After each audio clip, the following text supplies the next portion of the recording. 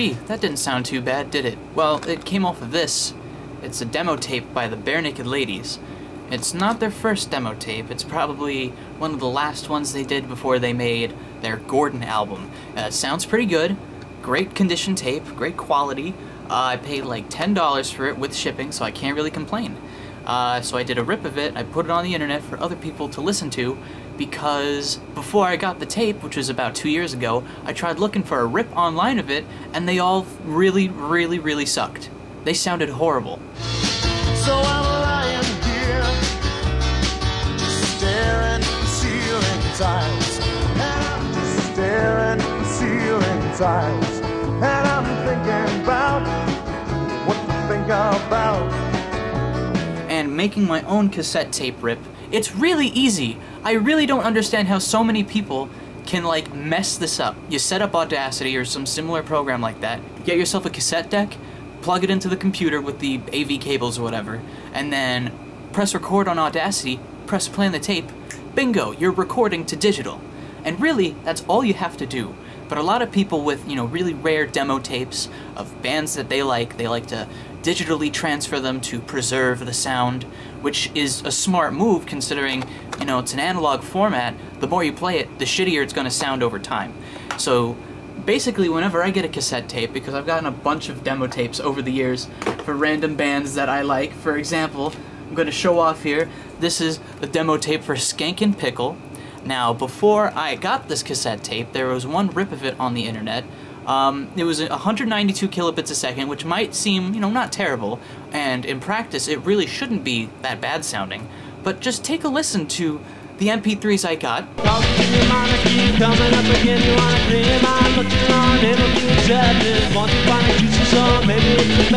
Now take a listen to the rip that I made with the very same cassette, only it sounds decent.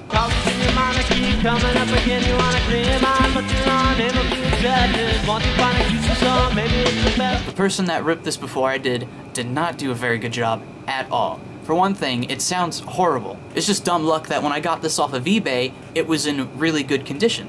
Another thing, the sound was in mono. Now I can probably understand saving it in mono if it's like 1999 and everyone's using Napster, so you gotta save it in the low bit rate so people can download it faster, but you don't want to lose so much audio information that it sounds like it's being played over the phone. So since you're saving it in mono, you can effectively cut the bit rate in half. A mono 64 kilobit MP3 will have more or less the same quality as a stereo 128 kilobit MP3. The only problem being is, you know, it's mono. Another thing that's a real slice in the shins about cassette rips is that half the time you're gonna get someone that thinks they're trying to improve the sound of their audio by applying lots of digital noise reduction. Now, I don't know what people's problems are with having some tape noise in the recordings, because it's from a fucking cassette tape. It's gonna be there regardless of whether you like it or not. When you're listening to the music, you tune it out. It's really not that big a deal. Especially if the cassette tape sounds good, you're probably not gonna notice a cassette noise. Bringing the topic back to the Bare Naked Ladies, their very first demo tape is called Buck Naked. And if you look up the album on YouTube, I uploaded it to my alt account using the best rip I could find of it online, and even then, the rip I found online, while it is the best one I found, because I found about 5 different ones, it still sounds horrible, because whoever ripped the tape applied so much noise reduction that it sounds like it's being played over a telephone. Just for example, this is the best rip I found of one particular song off that album.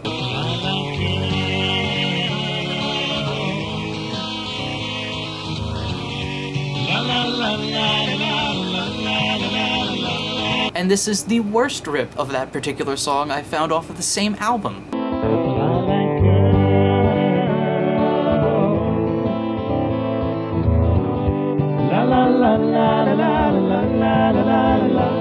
And the real slap of the face of it all is that it's really not that easy to find online if you don't know where to snoop. Now, I've mastered the art of snooping for things online, and I've found so many rare demo tapes and, you know, alternate versions and other such things like that just from knowing where to look. And if you have this program called SoulSeek QT, that just makes the process a whole lot easier, because people are probably going to have it being shared. It's basically a modern-day Napster, only it doesn't suck. But in all my years of trying to find a rip of this tape that doesn't sound like it's being played through a damp towel, I really haven't been that successful. I found maybe 2 or 3 songs off the tape that sound alright. I mean, they don't sound great, but considering it was their very first ever demo tape, I can't expect it to sound super duper crystally clear, pristine. But I don't expect it to sound like it's being played through a phone either, because I know it exists in better quality, judging from the 2 or 3 songs I found in good quality. And it's a demo tape that I can't exactly go on eBay and find either. It seems like the only people that have ever had copies of the tape are people that were in the bootleg tape trading community. That tape trading community really hasn't been around for the past 15 years, so you see all these dead GeoCities sites saying, ooh, this is what I have to trade, and then you look at it and they have some really rare stuff. It's kind of cool. You get excited. I want this. This sounds awesome. And then you realize, oh, this person probably hasn't used the email they've listed on the site since like 2002.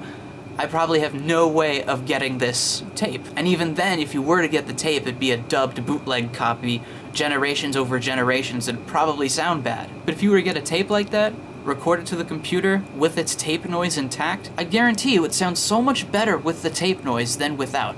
Then there are the people that have rare cassette tapes, they rip them, they don't get rid of the noise, which is a good thing, but the levels are just too fucking loud.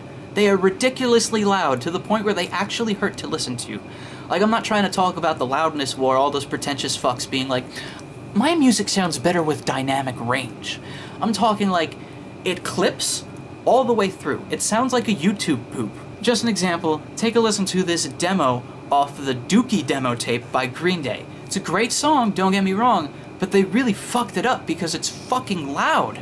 I declare I don't care no more. I'm burning up and out and growing bored in my smoked out boring room. Now just a few more examples and then I'm gonna close this.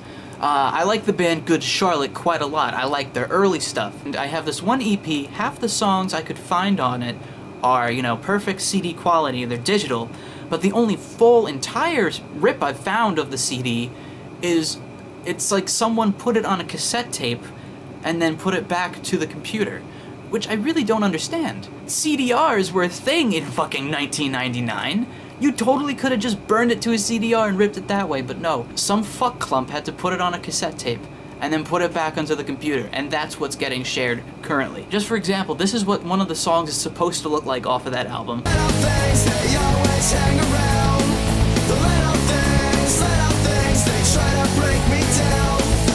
And if you wanted to listen to the entire album, it would be in this quality.